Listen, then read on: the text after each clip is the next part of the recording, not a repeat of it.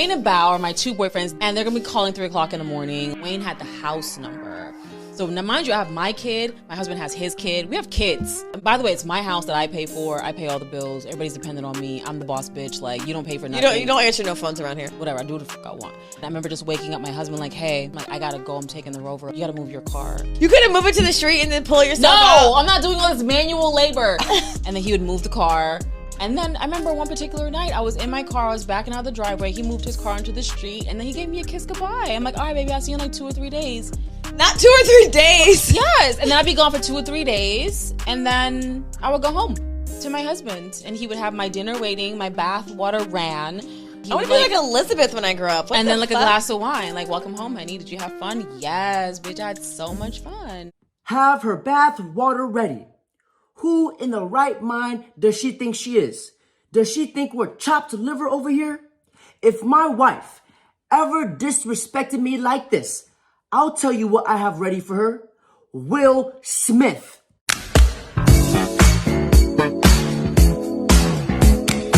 Before I launch, let me share this with you guys.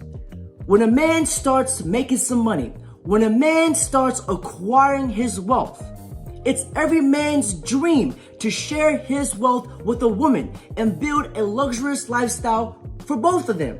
Now, if you reverse the roles, if a woman starts making some money, she starts acquiring her wealth. Now she thinks she's strong and she's independent and she doesn't need a man. Let that sink in. You've never been divorced, right? I have. You know, as soon as you enter it, you see right away that the whole thing is stacked against us. And it's just, you look into it if you don't believe me. I mean, believe you. You have to basically. I know many friends that have been I went divorced. through the mildest divorce. I mean, my ex-wife was as easy on me as you could be. But nonetheless, I ended up paying a lot more child support than she really deserved. And but not a lot. I mean, but it's a lot of men, right? Yeah. Yeah, you go into these courtrooms, and it's basically down to a judge. I have a friend who has to pay alimony for the rest of his life. Yeah. He was married for 12 years. He's been divorced for 14. He still has to pay his ex-wife. He's married to a new woman. He has a new family. He didn't even have kids with this woman. He has to pay her forever. Yeah. Forever. Imagine if she dies. Imagine if they had kids. He f***ed her so hard she can't work anymore. Forever. How about that? That's a crazy law. There's a lot to say about that, but yeah. That's a very sexist law, by the way, because that law is implying that this woman is incapable of making it on her own. Thank you. By definition, it's anti-feminist. Money reveals the truth. This is why men do not care about a woman's pot of gold, because she's not going to share it with us anyways. Now, any man who marries a woman who names herself after SuperHead deserves everything that is coming his way. SuperHead is a moniker that I gave myself in a personal relationship of mine that I had with an artist, and it was a joke between us based on our love life. Bullshit. Karrine Steffans, also known as SuperHead, is known for, well, being associated with hip-hop's top rappers and entertainers. Karrine Steffans gives steamy details of bed hopping with music mogul Sean Diddy Combs, R&B artist Usher, and NBA superstar Shaquille O'Neal. No, so in your mind, he's just being generous. He said to me, "You're my woman now. There you go. $10,000, you're my woman." But I think I found in my own life is that my sensuality plays a very big part in everything that I do. It gets me into doors. It makes people want to interview me, and and it makes it a lot, I think, easier for me. It makes it a lot easier for me because honestly, I don't have to work as hard to get what I want initially, you know? She's vindictive. She's whack. Karrine is nuts. The lady is a tramp. She revealed other relationships she had with famous men. Over the next few years, she would be romantically linked to men like Mike Tyson, Jamie Foxx. So your neighbors were... So it's this old white lady's walking by, oh, there's Jamie, the Oscar winner, and we had this girl SuperHead on. Right. You know who SuperHead is? Yeah. Who is SuperHead? She wrote a book. God. She was like the main She's fucked groupie. everybody. And I didn't know. Girl. I picked her up one night. And you but I didn't know. No, I didn't fuck her. But I didn't know who she was. You didn't know until I got to the crib, and I'm down to my dick and my diamonds. And then I said, "Well, damn, I said, you sure do look familiar. She said, well, I wrote a book and I was on Oprah, and I was thinking, but she kept saying her name was Karrine. So I was like, oh man, I got a black girl who's smart. Right. You know, and because she doesn't look like her name. She's vindictive. She's whack. Karrine is nuts. The lady is a tramp. Right. Like SuperHead. Yeah, but she's because called SuperHead for a reason. Yeah, I'm thinking SuperHead should maybe have a molar missing. Right. Or, you know what I'm saying? Because she sucks so much cock. I'm like, you don't look like this girl that I'm thinking that you are, so I don't want to say this. She looks like a librarian. She looks real pretty. So in the back of your mind, you're thinking, hey, I think I'm with SuperHead, but I'm not sure. I don't want to insult the girl by saying, oh, you're SuperHead. Yeah, I don't want to say that because I met her out at the club. She was checking for me. And I'm like, damn, you know, usually black girls don't check for me that tight. Oh, is that right? Yeah, because they have to play it a little, you know, with some distance in LA, you know, because they just can't give in. So I'm like, damn, the black girl's really feeling me right now. Right. Because usually when I meet black girls, they put little in front of everything. I seen your little movies and your little TV show and your little shit. Yeah, you're not feeling nobody. You're not funny, motherfucker. You ain't just finna come up in here and get you this. Ain't all that. So it was like an obstacle course that I had to go through that. She's vindictive. She's whack. Karrine is nuts. The lady is a tramp. Bill Maher, who she was dating at the time of the release of Confessions, Lil Wayne, who she claims impregnated her while she was married to another man. She dated actor and dancer Columbus Short, which ended in the messiest way possible. She was married to Family Matters star Darius McCrary for 2 years, but that was another tumultuous relationship that resulted in a restraining order against him. She dated power star Rutini and claims he abandoned her when his acting career took off, and the list goes on. So, like, she's like us. Right. She's a dude. Right. I said, SuperHead, you got balls. Guys, somewhere in with your ovaries. But guys think, I was just saying this the other night, guys think, man, all I want to do is meet a girl who just wants to suck me off and this and that. Then you meet her and it scares the crap out of you. If you look at this woman, she has a lot of masculine energy. By the way, it's my house that I pay for. I pay all the bills. Everybody's dependent on me. I'm the boss bitch. Like, you don't pay for nothing. Usually when you guys see a woman who carries a lot of masculine energy, these types of women tends to gravitate towards the men where she knows she can walk all over, and the guys who will let her wear the pants in the relationship, the guy who is in his feminine energy, a cuck, because it is to offset the power dynamics in a relationship. So he pursued me a year prior to this. Yes. Right. And so he kept trying, and he would see me out. Why didn't, within that year he pursued you, what made you not want him? I thought he was too nice. I thought I would walk all over him, and I was going... I thought he was too nice. She thought wrong. Oh, I did. I thought wrong. I don't know what it is. There is this thought out there, this desire out there. I want me a soldier. I want me a hard dude. I want me this and that and the other thing. And those are the worst guys to get because they're not nice to you. And you get a nice guy and you're worried like, I don't want him. Why wouldn't you want a nice guy? I mean, they always say nice guy finish last. That's because women are foolish. I agree. Because she knows she cannot do this with an alpha. This is why you see this woman utilizing her dual mating strategy of hypergamy. Alpha slay, which is Bow Wow and Lil Wayne in this case. Wayne and Bow are my two boyfriends, and they're gonna be calling 3 o'clock in the morning. And beta pay. And this beta pay side is her husband, the cuck. After she gets her back blown out by the alphas. SuperHead explains how Jay-Z and herself got it in one time and then he ghosted her and acted like it never happened. She also talks about her affair with Dr. Dre. Jay looked out for me on that first shoot. I think I did a couple of Jay-Z shoots. I can't remember how many. But he always looked out for me, you know, make sure that I got the positioning that I needed to get noticed, make sure I got the pay that I needed, just whatever I needed to be straight.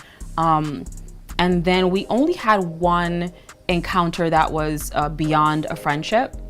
And again, it was the same thing as with Dre. It's like you're around someone so much and there is this tension and there is kind of this thing like you want to and you try it. Fuck no, baby. And then it just doesn't. And you just, you know, let's just be cool. That doesn't work.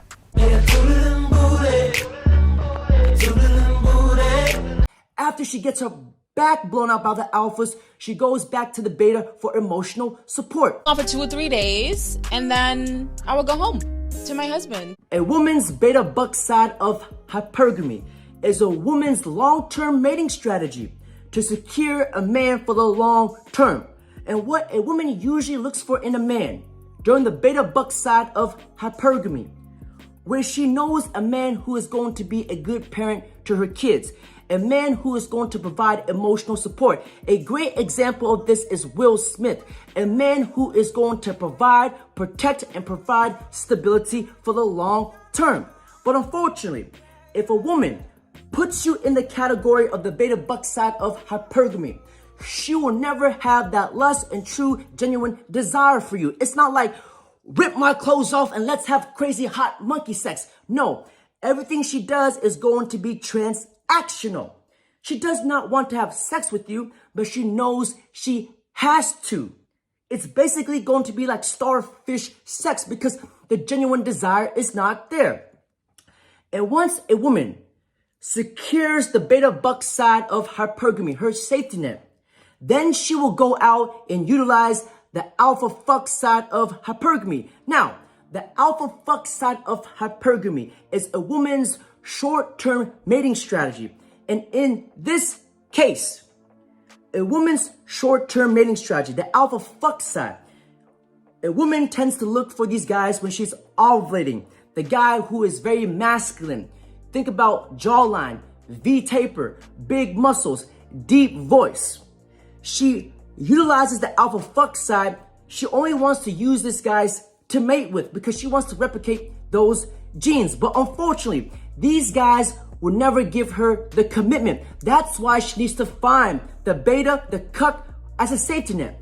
And if you guys don't remember anything else, remember this. A woman will break rules for the alpha, but make rules for the beta. B, bro. You want to come give us head? Yeah. You want to come give us head? Yeah. Can I get... You see how these beautiful, nice women act when you got fame and money? I almost said the B word. I ain't gonna say it. But you see how they act though.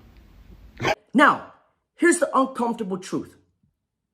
What you guys need to understand about hypergamy is that when a woman feels that she's making more money than you, when a woman starts to feel that she's better than you, you better best believe that you're the first thing smoking. Now take a look at this clip. Around 5 years, I got a promotion at work, and I got it in my head that my ex-husband was dragging me down, or at least holding me back from more success and a better life.